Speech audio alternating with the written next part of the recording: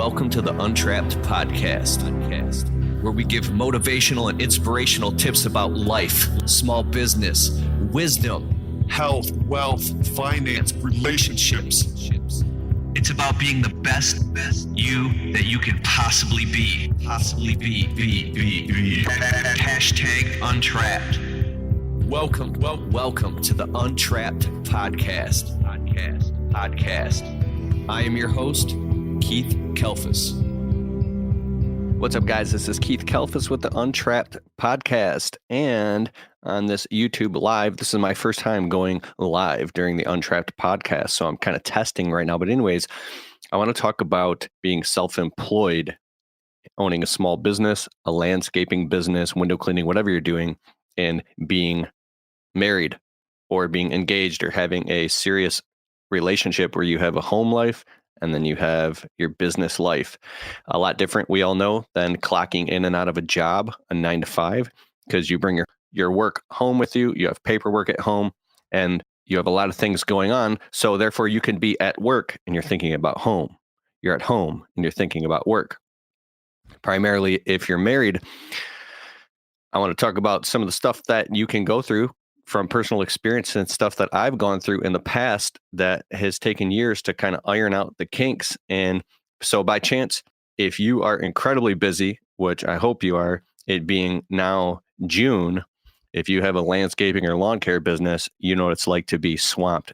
So this time of year is crazy. Anything that is not that doesn't have to do with work and business just kind of piles up, and you have to set it to the side until you can get back to it, because this is a money-making time. It's grind time. This is also the time that relationships can get really stressed out, or if you're married, because you're not spending enough time at home. You're not spending the time. Most of my audience is men, so I'll say you're not spending the most time with your wife, right? If you're a woman business owner, either way, it goes. I remember a time in 2016. I came home. I was working. I'm a workaholic. Any workaholics here? Literally like 90 hours. My wife was standing out in the driveway. She was leaving. She was upset. I come home, a million things on my plate. And she says she wants a divorce and she wants to go back and go stay at her mom's house for a while. And she was serious, right? It hurt really, really bad. So I was trying to talk to her. She didn't want to talk. She was done. Right? You know that feeling. It's a horrible feeling when you're trying to do it and you have this BS excuse where you're saying that, well, but I'm doing this for us, right? And that's what I want to break down and get into. Another time, I remember, I don't know, there was quite a few times in my marriage where my wife has said stuff like, I'm done with this crap. You know, I've heard her on the phone crying with her mom saying, I didn't sign up for this, right? I remember a time my wife and I were arguing in the kitchen, and she's like, I didn't sign up for this. When I married you, I didn't know that you were going to be working literally constantly. That's all you do is work, right? And then you have family members that you feel like they're ganging up on you, telling you that you need to take time off work. But I had this analogy in my hand. It's almost like you can feel like you're alone, and that's the worst place to be, is to feel like you're the only person who knows what you're going through. Like you're trying to there's wolves trying to break into your house and eat your family, and you're running around putting boards, and you're nailing up boards all over the windows and doors to protect your house frantically, and then you feel like your family is running around with pry bars ripping the boards off while you're putting the boards up. And then you're fighting over it. But I think this is all a big an illusion, because what your woman really wants is she wants to know in her heart of hearts that you are doing this all for the both of you or for your family, and that if everything went to hell in a handbasket, you would pick her.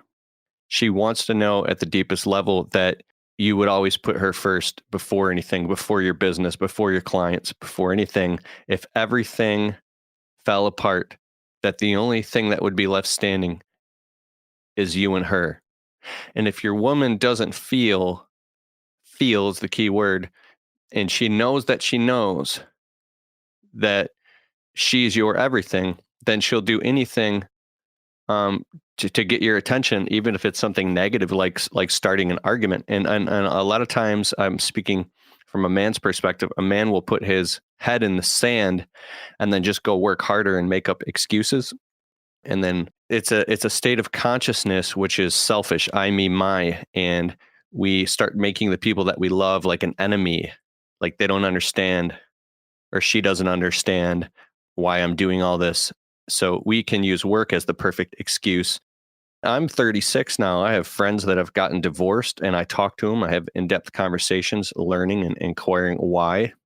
And I think that you can sense like the dichotomy in the consciousness of what's truth and what's false, what's an excuse and what's not. And a lot of times we believe that our excuses are true. So it literally took a good 5 years in my marriage. I mean, I've been married for, I've been with this woman for like 9 years now, 9 years. And it took a long, long, long time until the connection inside of me happened of unity. So I'm not trying to preach to you what to believe, but like God first, then family, then wife, then business, then yourself. And I think that when you try to do it any other way, it's unsustainable and it falls apart. So it's kind of like if she really knows that you're there for her no matter what and you have her back, then she'll let you go out and be a workaholic. She'll let you do whatever you have to do to bring home the bacon or whatever you want to call it, because she trusts you now. Keith, never reward bad behavior from a partner. Alpha interactions. That makes sense. Ooh, that's a good thing right there. Oh yeah, I want to say this episode right here on Untrapped Podcast. And also you can listen to this on any podcast platform. So if you like to listen and you can't watch video, you can listen to my podcast on SoundCloud, Libsyn, any podcast platform, iTunes. Go to keithkalfas.com, go over to the podcast tab, and you can pick your favorite platform. And then you can listen to this as many other episodes. And this is brought to you by House Call Pro. House Call Pro is an app. It's a software that you can run your entire service business off of. You can send estimates, quotes. You can communicate with your customers by the click of a button, and it'll let them know through email and text response that your crew is on the way, or the crew is on the way. You can follow up with them. Email autoresponder sequences, reviews. You can collect money through the app. It's an amazing app. House Call Pro is one of the most trusted brands in the entire service industry for efficiency and just running your business. It's a beautiful app. So check out House Call Pro, and you can get the first month for only $19 through my link at housecallpro.com/Keith K. I'll put a link in the description below this video if you want to check out House Call Pro. All right. So I really like what you're saying, Lisa. Alpha interactions, Keith, never reward bad behavior from a partner. Okay, so if anybody has read the book The Way of the Superior Man by David Data, there's books about consciousness and enlightenment in relationships, from Eckhart Tolle to the 5 love languages to Men Are From Mars, Women Are From Venus. So the first stage masculinity is I, me, my way, or the highway. The second stage relationship is functionality and fairness. And then the third stage relationship is where love wins no matter what. You'll bend over backwards for your partner and do things for them without expecting anything in return. This is a conscious form of relationship where love wins, right? But from the first stage lens perspective, the third stage can look like the first stage.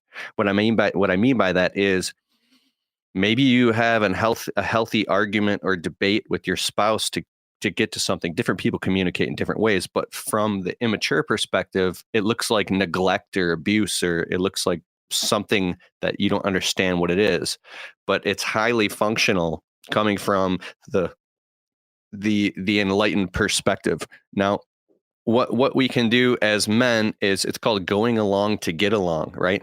There are these dynamics in relationship where there's a depolarization in the shift of masculine feminine consciousness, and a man can develop a feminized shell that is primarily if he has a masculine core, right? Because some men have a feminine core, some women have a masculine core, and this whole depolarization, there's that's a different conversation, but I'll just keep it traditional. A man can develop a feminized shell, and then the woman who's the reciprocal can develop a masculinized shell. So what happens is there's a codependency in the relationship, and then the shells will bump off of each other and cause these dynamic patterns, unnecessary suffering, right? because maybe the man isn't being true to his core, the woman isn't being true to her core. So she'll develop a masculinized shell because the man isn't being the man. And I'm not talking about a first stage kind of caveman man, selfish man. I'm talking about a man who communicates from his heart, and he always stays connected no matter what the chaos in the environment is. If you go back, say thousands of years and think of traditionally, man, I got to watch what I'm saying here. There are dynamics in a relationship where a man feels like a victim. He feels like his woman is always bossing him around, telling him what to do, and she's acting like his mother. And he's calling her in his head, making up stories, calling her the B word, and he doesn't even want to come home anymore. So now he goes and buries himself in work because he doesn't want to come home to his woman who is griping and always complaining and yelling at him and things like that, right? And that might seem very real. So when the man tries to, he'll get advice from his other male friends or other male business owners. You got to be the man in your household. You got to be the man. So he'll develop this false sense of alpha male, and he'll start being a man who's only a man sometimes, but he's doing it because he's acting and playing out a role, trying to be the man. And this isn't better than anything. This is reciprocal energy. And this is the yin yang of masculine and feminine to make kind of a relationship work. So it's a dance moment by moment. So what he'll do is, out of insecurity, he'll overcompensate and start trying to play a role. And then it just triggers fights, because the woman will not trust him, the integrity of that, and she'll test that integrity, right? So if he is the spine of her surrender, or he's supposed to be, and then she'll crash feminine energy against him to test and back test that integrity. If he collapses under the pressure, then he was a liar all along, right? And now he's actually losing ground with his wife and getting into this position where now he's resenting her, or vice versa, right? So it takes a long time to build up this emotional bank account, while in the midst of all the chaos of everyday ordinary life, and developing healthy boundaries in your home of what you tolerate and what you put up with from other people.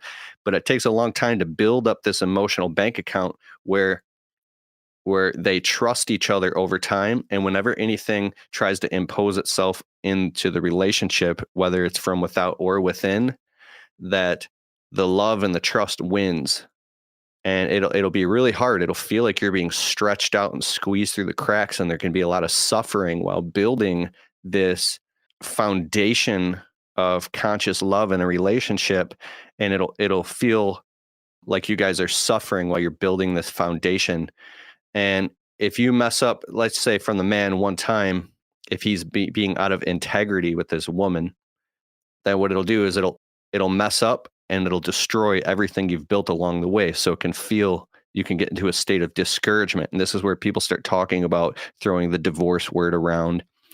And that's a very painful word. And sometimes when we get upset, we throw around words that we really don't mean. So then once you start doing the self-work, say as a man who's self-employed and working on your own state of consciousness and becoming calibrated with what's true and what's not, you can start to have discernment when your woman is upset between what she really means when she's saying it, or what she just means right now because she's upset and wants to get your attention. Because on the highest level, she really just wants to feel the level of connection and love that never dies, no matter what. Like I said in the beginning, that if everything fell apart, you would still have her back no matter what.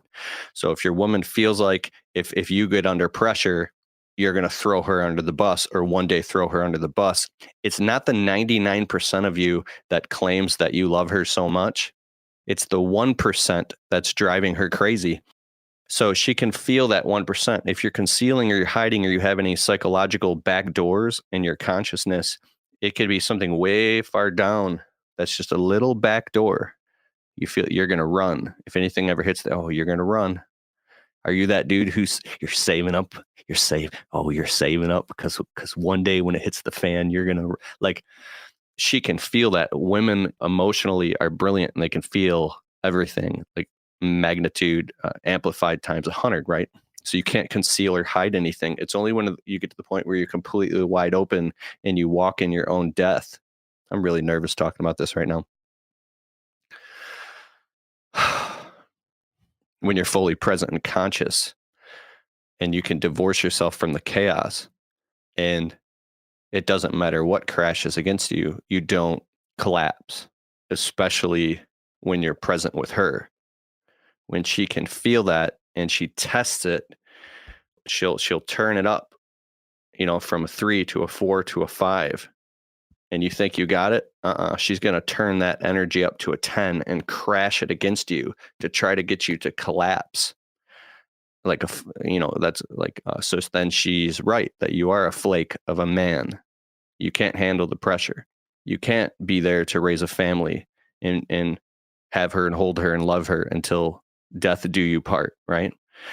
And if you collapse, then you're a faker, you're a charlatan, you're a man that would eventually leave her one day or cheat on her or do things to destroy your family, right? Because you're a flake.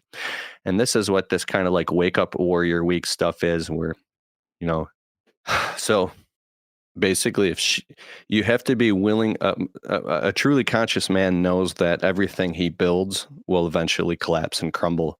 He knows that he'll eventually die. He knows that the greatest thing that he can do with his life is to give it away. The unconscious man is selfish and obsessed with his short-term gains and goals, and would eventually throw anybody under the bus, including his own family, in order to get what he wants, right? And I think the hardest thing to do is to let go and be a servant, and to love and to serve and to give without expecting anything in return, because you're operating from your heart. And what it does is it takes a shedding of the old self, and it feels like you're being ripped apart and like you're dying, like a caterpillar is in a cocoon, and it evolves into a butterfly. Well, it's a death. It's an ego death. And as you die, you're being reborn into a new self, and you're rising up in consciousness to what could be called the statesman. If you can't lead yourself, how can you lead a family? And if you can't lead a family, how can you lead a small business? And if you can't lead a small business, how can you lead a community or a town or an organization? And how can you be the leader of your life or of anything if you can't find those unconscious parts of yourself and squash them or dissolve them? This type of self-work that starts with self-love and going back into your childhood and realizing maybe some things weren't your fault, or realizing that you were a good kid, you were a good child, you didn't deserve what happened to you, and you love that person, and you nurture that person inside of you to heal the parts of the consciousness that have pathologies that are rooted back to childhood. When you can forgive others unconditionally in love and then forgive yourself, you can start to heal those parts of yourself little by little and dissolve and let go of the old and move into the new and upgrade your identity. And through that process of self-love, you can start to transform and evolve upward into a fully conscious being, which allows you to be more conscious in your relationship and in your business and with your creator. So this is an upward spiral, but it's painful because sometimes you have to have a breakdown in order to have a breakthrough. These breakdowns are suffering. It's like enlightenment by the way of the cross. We suffer our way into enlightenment. That's why we're spiritual beings having a physical experience. That's the dichotomy. The dichotomy is we're spirit and we're flesh at the same time, right? So when you do the self-work, if you start to evolve faster than your partner, that'll cause a polarization as well of suffering, because now you're evolving at different rates. So it happens like this. So if you evolve away from your partner and you say you're trying to get closer to your partner and grow business and do all these things at once, you could evolve away from each other. And you feel like, this thing's going to come to an end. But I really believe that if you feel you're meant to be with this person that you love so much, and them same with you, right? Because that's a blessing. If you can make it through the tough times, then you'll come full circle and you'll come into matrimony and be, you might be unequally yoked for a while, but you might come into a beautiful place where you blossom together. Do you see what I'm saying? And this could take years. And this is why I think that being with one person can be so powerful that you love and building a life with, and committing to your business, committing to your wife, committing to and having those constraints is so powerful because it allows everything that's not true, truth with a capital T, anything that's not true has to dissolve and fall away, right? Does this make sense? So when you are in for the long term and you're in all the way until your death, and you make decisions that put a stake in the ground that are rooted in your death, they're rooted in what finishes your life. You make certain decisions that never change no matter what. They're musts. They're not they're shoulds, they're musts. When you make those committed decisions, now it reorganizes everything in your life to the neurons in your actual brain, to your habit patterns. And if you look at some people that you really aspire to be like, wow, how does that person operate like that? How do they do that? How are they so conscious? It might be because they have made commitments and decisions in their life that are rooted in a place of purpose that affect all the micro decisions along the way. So when you know why you're doing something, then you're not applying short-term band-aids, these short-term quick fixes that are maybe helping you selfishly in the short term, but they're just destroying your life and your relationships in the long term. I'm going to wrap this up in a minute, but I want to talk about the dark night of the soul. I believe that everybody has to go through a period in their life where they go through tremendous, unmerciful suffering until they see the big picture. It could be a physical dis-ease. It could be a car accident. They could get sued. They could actually face their own death. They could die. They could go through the loss of a business or bankruptcy or crisis or divorce or death in the family, something that puts them through, like I said, unmerciful suffering to the point where, one, they're on their knees crying and they feel like they're never going to get out. That's number two, is now it's like stages of grief. They're 100% for sure now that they're never going to get out of this for the rest of their life. They know that this is the fate of their life and the suffering is never going to end. I think it's only at that point where that type of trauma forces a change in your consciousness. That way, when you do get out of that thing, now you're into a place of gratitude. It's only when because gratitude is the secret of success in everything, because it's a very high vibration. It's a calibration of love, peace, tranquility, hope.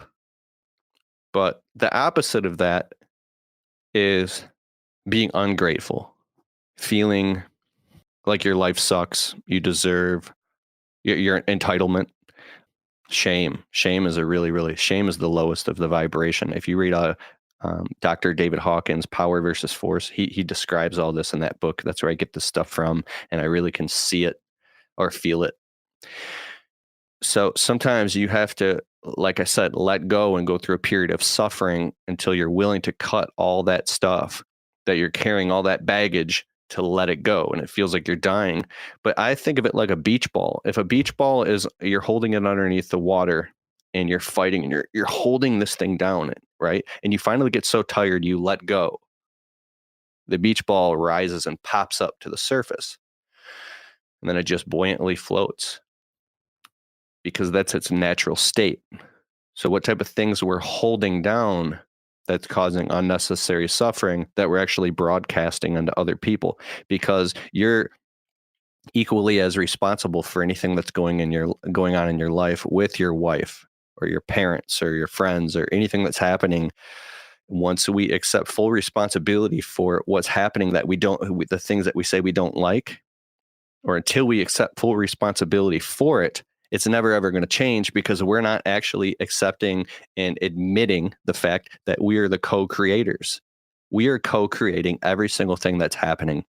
So next time you are in an uncomfortable situation or a fight with your spouse over the same damn thing, look inside and say, how am I creating this right now? Because if it wasn't for you being there, it wouldn't happen. It wouldn't be happening right now, right? It's a lot easier to raise a healthy intimacy than it is to try to fix a broken one, right? There's an amazing book by Robin Williams called What Dreams. I mean, it's a story, a movie. Robin Williams was in a movie called What Dreams May Come.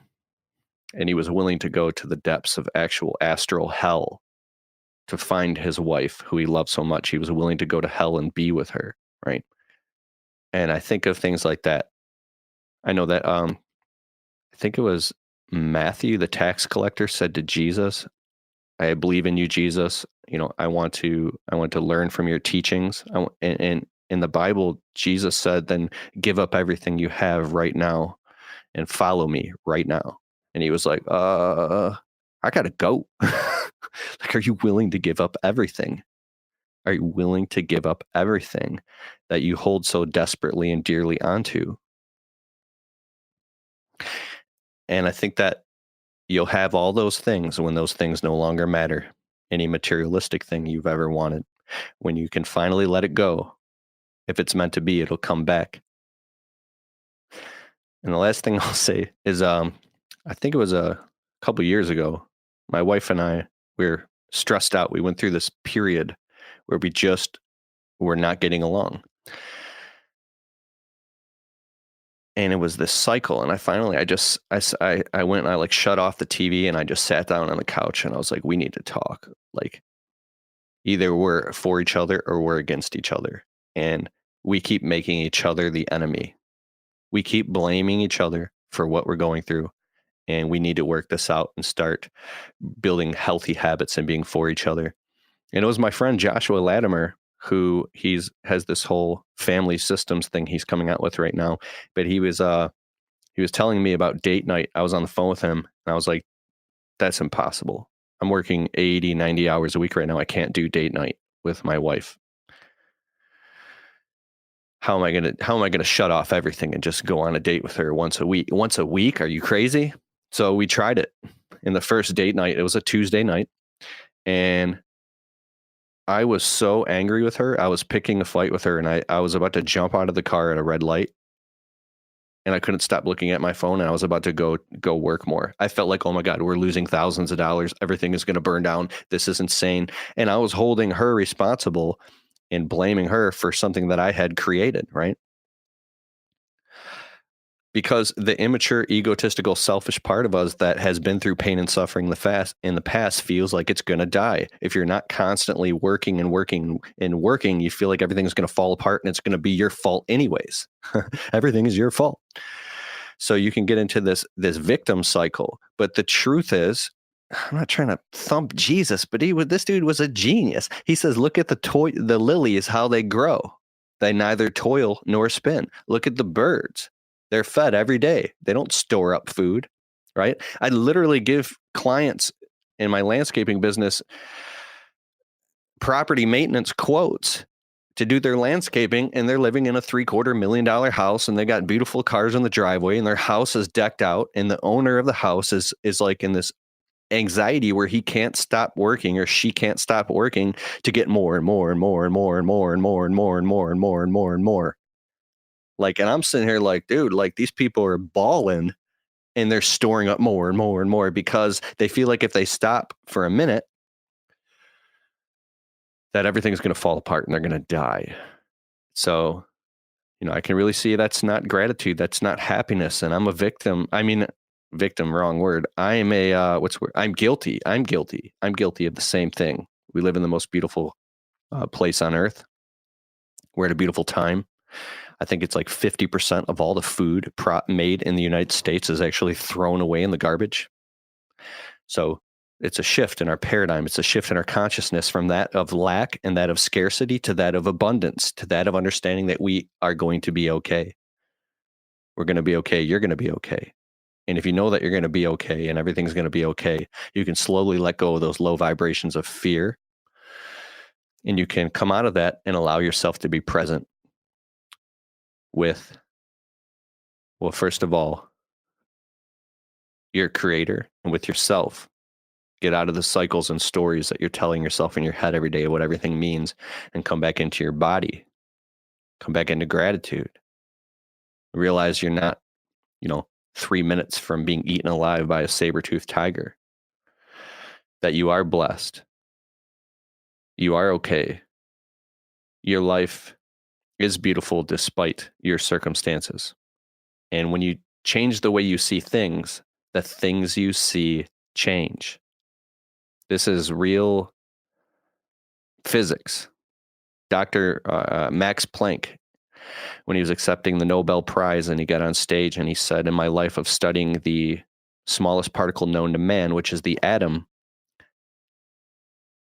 I have come to believe that studying matter, there is no matter as such. Because when you zoom down to the smallest subatomic particle with these microscopes, you realize there is no matter.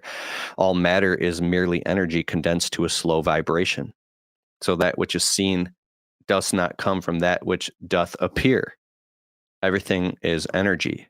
So when you allow yourself to let go of the low energies and vibrate to the higher energy and realize that you are energy, and you position yourself in a place of gratitude, you change the way you see things. The things you see must change. Like Einstein said, do you live in a friendly or hostile universe? Because if you believe you live in a hostile universe, you're going to attract hostility into your marriage, hostility in yourself, hostility in your organs, hostility in your body and your consciousness, hostility with your clients, and lack in everything you see and do.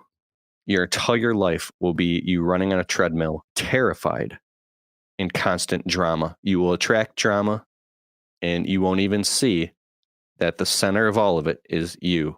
The eye of the storm is you. You're the one creating the love and peace and light in your life, or you're the one creating the hell that you live in, all the way until your own physical death, and causing suffering for the people that are around you. Causing, which moves us to causality. When you stop looking at the effects of everything and stop complaining about the effects, you start looking at the cause. Like Neo in the Matrix, you can start to see the cause. You now have equity eyes. You have eyes of equity. You can see with equity eyes. Oh. You're beginning to see what's causing the issue. But first you have to see it in yourself. Oh, I'm the cause of this issue. Something happens. I perceive it as a negative. I cry. I whine and I complain. I get on the phone and I discharge that negativity into somebody else. I cry and complain. Now you're in a story of suffering. Now you're creating suffering. Do you know anybody who complains all the time about their life? And they're constantly complaining to you that they're getting in fights with everybody, including you, because people are judging them and criticizing them and cutting them down, and they just want to live their life. And they're stuck in this drama cycle. It's because they're cycling the drama, and they're living in drama, and they're living in hell, and they're complaining about it. I had a friend one time back in my earlier years. I used to get in fights with him. He's very wise. He was a very wise alcoholic. He said to me, I used to get in fights with him because he'd always tell me how to live my life. And one time he said to me, he goes, Keith, if you don't want to get in a fight with me and you don't want me to tell you how to live your life, quit telling me your effing problems. Quit calling me and crying about your problems. Put on your big boy pants. You're a grown man now, and quit crying about your problems. So it's the buck stops here. If something happens that you perceive as something that's a very, very hard time, ask yourself 2 questions.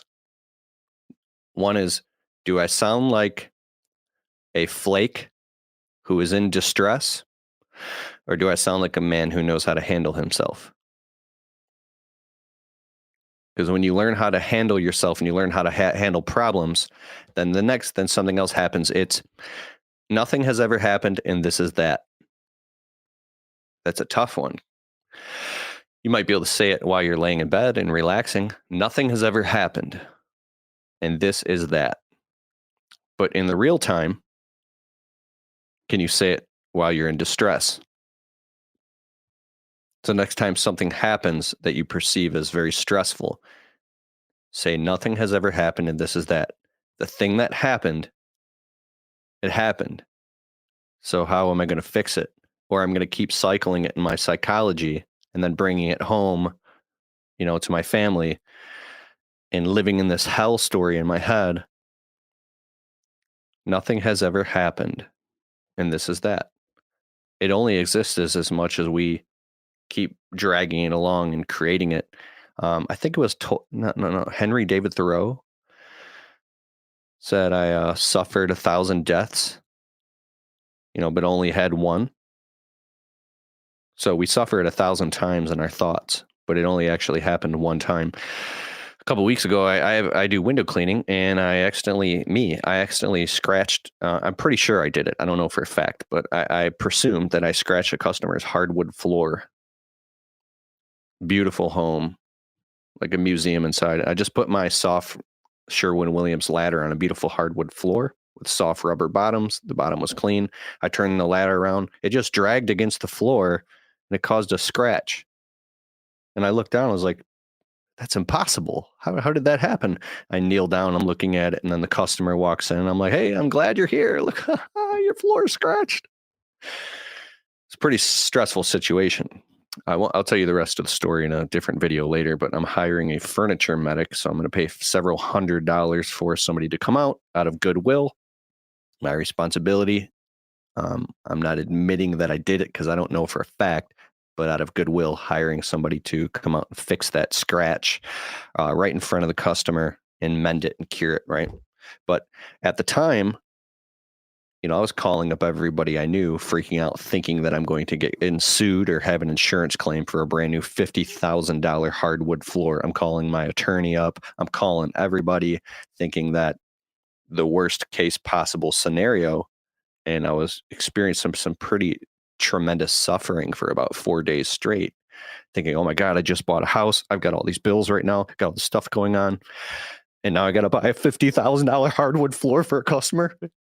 I was freaking out because I called up my buddy, service industry coach, Matt Smith. And he's got $1 million service company. And he told me some stories that put me at ease in 2 seconds, man. So I think it'd be pretty cool when things happen. We can just come home and be present. I think that a lot of successful people we aspire to be like have all the same dramas and scenarios and situations and family members who are on drugs and people passing away and just, crazy stuff. But you would never know by looking at them because they're not broadcasting all that stuff. They become more solution oriented. So, all right, my friend, that's the end of this podcast. Thanks so much for hanging out with me. Hit the like button. Everybody hit the like button. Hit the subscribe button if you haven't already. All you're going to just hit it. Hit the subscribe button. Dog, hit the subscribe button and turn on notifications. Yay. John Patrick, Mike L, Mustang Shelby. Okay, a couple quick announcements. GIE Expo 2019 in Louisville, Kentucky. That's happening for sure this year. There's going to be another after party YouTube rally meetup. If you're here, I'm going to be there for sure. It's going to be awesome. I've got some announcements about that, but I'll be talking about later. I'm trying to talk to them right now about me holding my own private class at the GIE. That'll be in the future. I'm working that out right now, and it might be a yes. So I would be teaching a whole bunch of marketing tactics and things that I've learned about social media marketing and how to implement it into your service business. The second thing I want to talk about is I have a brand new course that just came out called the Marketing ROI course. It's at keithkalfas.com/ROI. It's an entire compilation of the private recordings from my live workshop of how to market and automate the sales and marketing inside of your service business. It's just like, there's so much stuff to learn in there. I can't even talk about it right now. It's amazing. I'll put a link in the description below this video. And then the Marketing ROI live event. September 6th and 7th in Detroit, Michigan. I have something personal going on right now in my family that's causing that I don't want to talk about yet, but it's stressful and it's very, very important. So I'm holding off announcing the live event. I'm 90% sure it's going to happen this year.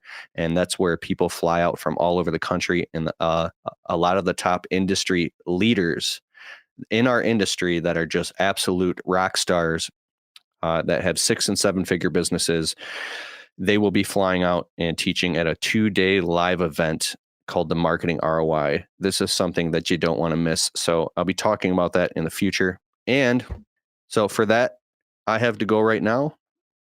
I got a lot of important stuff to do, and I know you do too, my friend. So I'll talk to you soon, and be blessed and stay blessed. Later.